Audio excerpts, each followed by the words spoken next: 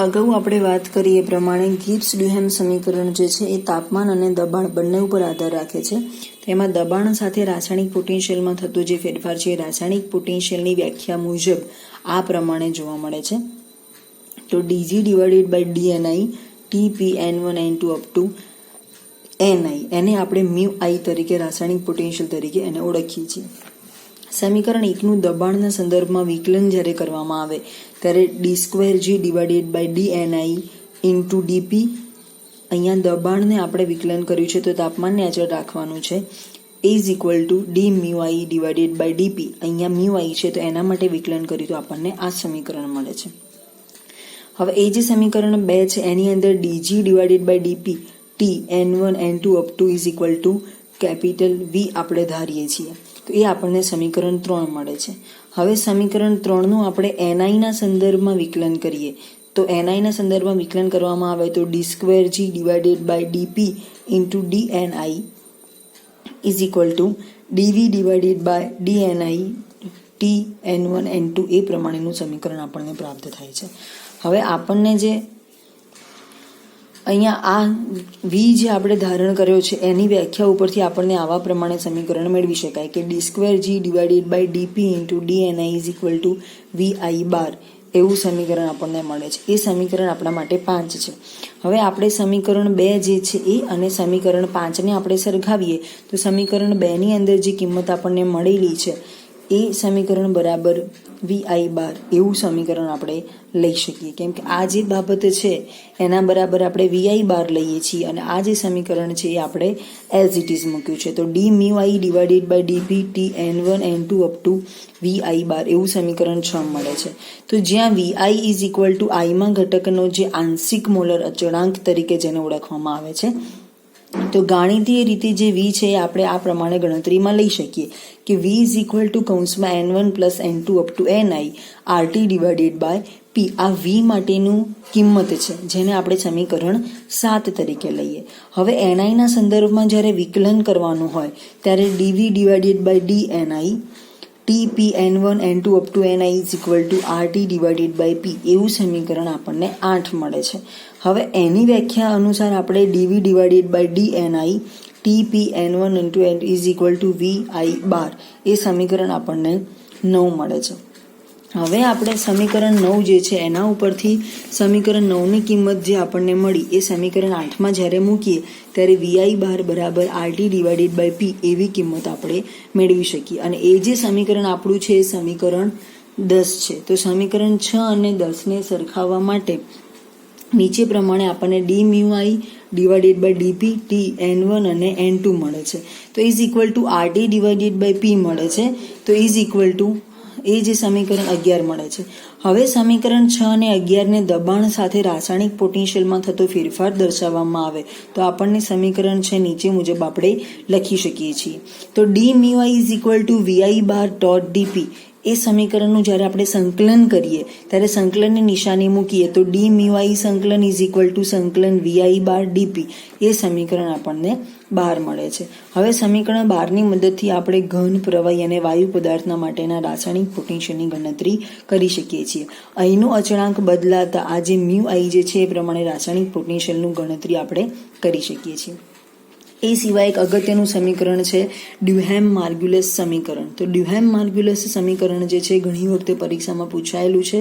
એના માટે વાત કરીએ કે કોઈ 2 ઘટકોવાળી પ્રણાલી લેવામાં આવે તો 2 ઘટકોવાળી એટલે કે અહીંયા પ્રવાહી દ્રાવણ પ્રણાલી માટે તેના સંગઠનમાં થતા સામાન્ય ફેરફારની પરિસ્થિતિ માટે ગિબ્સ ડ્યુહેમ સમીકરણ આપણે મેળવવું હોય તો એના માટે પહેલી પ્રણાલી માટે આપણે n1d મ્યુ1 પ્લસ n2d મ્યુ2 ઇઝ ઇક્વલ ટુ 0, એ સમીકરણ 1 લીધું આપણે.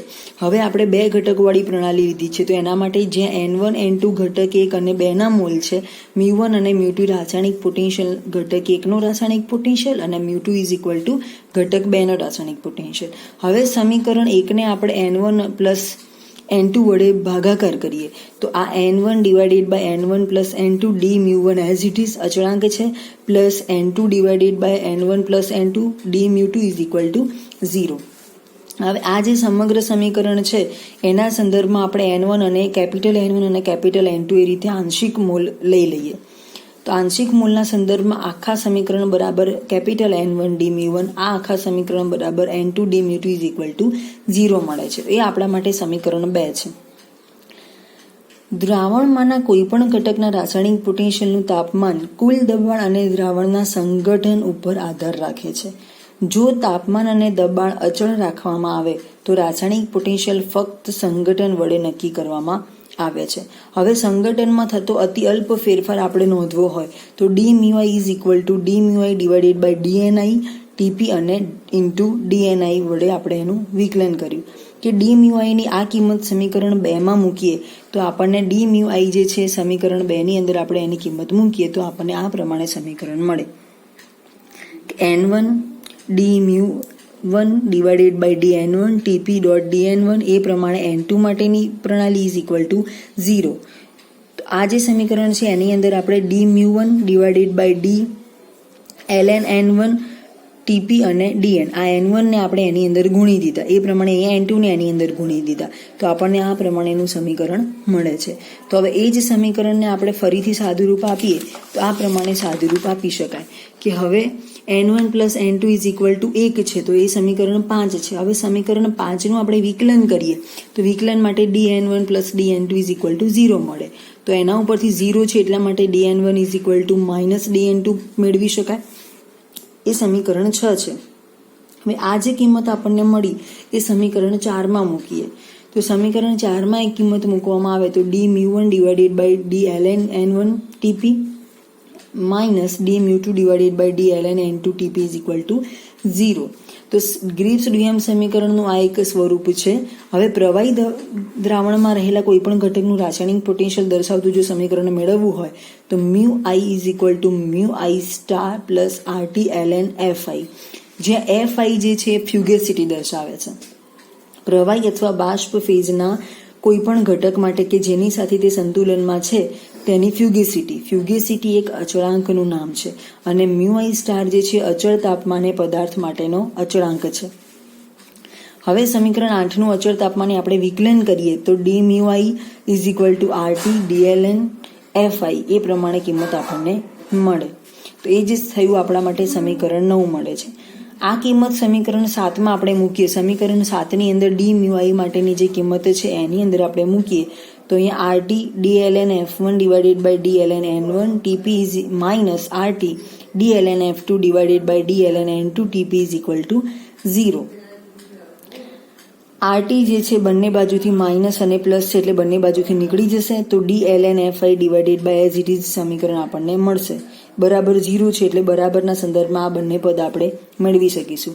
તો RT બંને બાજુથી નીકળી જશે એટલે બંને જે છે એ સમાંતર dln F1 divided by dln n1 Tp is equal to dln F2 divided by dln n2 Tp is equal to સમીકરણ 10 મળે છે આપણને. તો જે સમીકરણ 10 છે ડ્યુહેમ મોડ્યુલસ માટેનું સમીકરણ છે.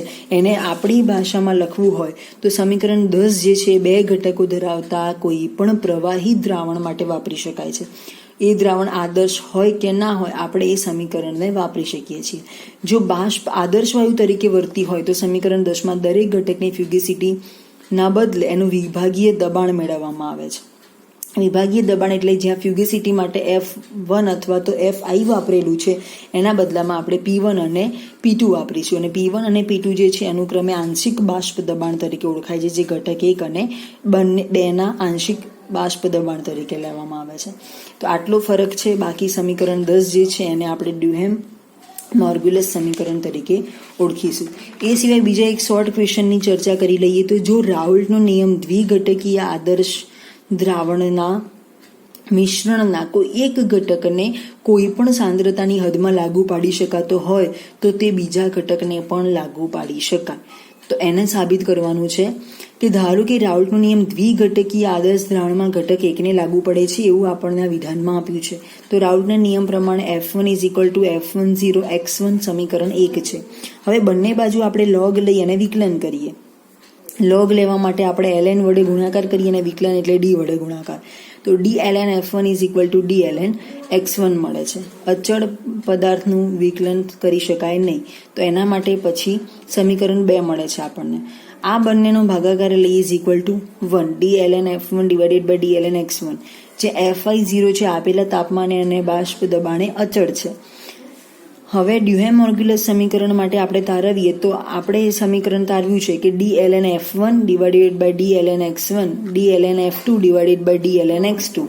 હવે સમીકરણ 3 અને 4ની આપણે સરખામણી કરીએ તો સમીકરણ 3 અને 4ની સરખામણી કરતાં આપણને સમીકરણ 5 આ પ્રમાણે મેળવી શકાય કે dln f2 is equal to dln x2 બરાબર પણ એક જ કિંમત મળે. તો સમીકરણ 5નું સંકલન કરીએ તો એના માટે f2 is equal two f20 x2 મળે તો એ સમીકરણ 6 મેળવી શકાય. એના ઉપરથી કહી શકાય કે રાઉલ્ટનો નિયમ દ્વિઘટકીય આદર્શ દ્રાવણના એક ઘટકને કોઈ પણ સાંદ્રતાએ લાગુ પાડી શકાતો હોય તો તે બીજા ઘટકને પણ લાગુ પાડી શકાય. તો કહેવાનો મતલબ કે જો રાઉલ્ટનો નિયમ દ્વિઘટકીય આદર્શ દ્રાવણના મિશ્રણમાં કોઈ એક ઘટકને કોઈ પણ સાંદ્રતાની હદમાં લાગુ પાડી શકાતો હોય તો તે બીજા ઘટકને પણ લાગુ પાડી શકાય છે. તો એના અર્થમાં આપણે આ રાઉલ્ટના નિયમ ઉપરથી આ બાબત ફ્યુગિસિટી માટે આપણે સમજવાની છે.